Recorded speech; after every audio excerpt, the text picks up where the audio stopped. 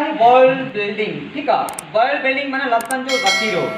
त जीअं तव्हां मशहूर हिकिड़ी कोटेशन ॿुधी आहे, English is a game of words. ठीक आहे, अंग्रेज़ी जेका हिकिड़ी लफ़्ज़नि जी गेम आहे। त तव्हां जेकॾहिं अंग्रेज़ी खे इम्प्रूव करणु चाहियो था त पंहिंजे वर्ड्स जेका वर्ड्स वोकेबुलरी आहे उनखे डेवलप करणो पवंदो।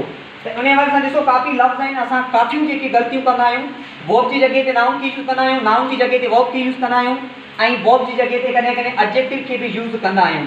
उन हवाले सां मुख़्तलिफ़ लफ़्ज़नि खे मुख़्तलिफ़ कैटेगरीज़ में रखियो आहे ऐं इन्हनि जो मुख़्तलिफ़ अकॉर्डिंग टू स्ट्रक्चर इन्हनि जो हिकु मुख़्तलिफ़ फंक्शन आहे। मिसाल तौरु आहे प्लेज़र माना ख़ुशी, इहो नाउन आहे। असां जॾहिं हिनखे सेंटेंस यूज़ कंदासीं त सब्जेक्ट जी जॻह ते हिकिड़े नाउन जी हैसियत सां यूज़ कंदासीं। मिसाल तौरु प्लीज़ मां प्लीज़ थिए थो, प्लीज़ थिए थो, प्लीज़िंग बि जेका आहिनि इन फॉर्म मां थिए थो। मिसाल तौरु प्लीज़ेंट यानी ख़ुशगवार, हिकिड़ो ख़ुशगवार माहौल हूंदो आहे। मिसाल तौरु ख़ुशगवार जेका प्लीज़ेंट इन्वायरमेंट। ठीक आहे, ख़ुशगवार माहौल, त माहौल हिकिड़ो नाउन आहे, हुते ही जेका उनखे डिस्क्राइब करे पियो।